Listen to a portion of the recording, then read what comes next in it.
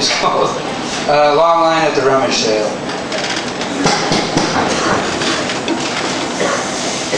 A child's version of wisdom sits alone on the edge of years of dingy decisions.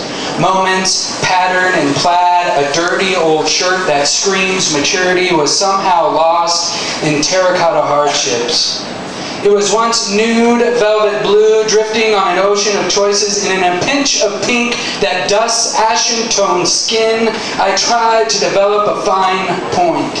I was to include everything I ever wanted to be and watch a day drip white nostalgia. You see, I once kissed a girl named Jessica, tore love-me-nots from a Dixie cup, dreamed of leftover hand jobs from women with men better equipped to love them. I once fought with a boy named Trevor over a haircut, his vicious little finger, and an overwhelming need to validate a disappointing childhood, while his friends, Steve, Charlie, Chuck, and Bobby, stood by and cackled like junkie vagrants, licking their chapped lips, sucking their sour apple green stained tongues.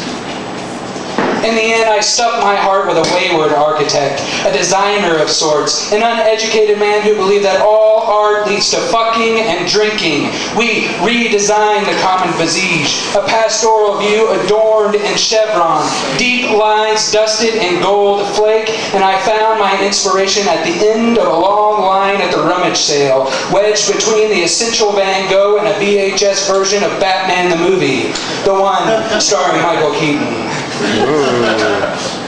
In the end, my architect and I fiddled with my suburban eye for hours. A nice-looking shelf, a very sturdy chair, a vintage depth of field, and when we were done, I found myself sitting at the kitchen table next to a dirty knife, doodling buck-naked nouveau, sipping on a craft beer, and valuing that moment only seemed fitting.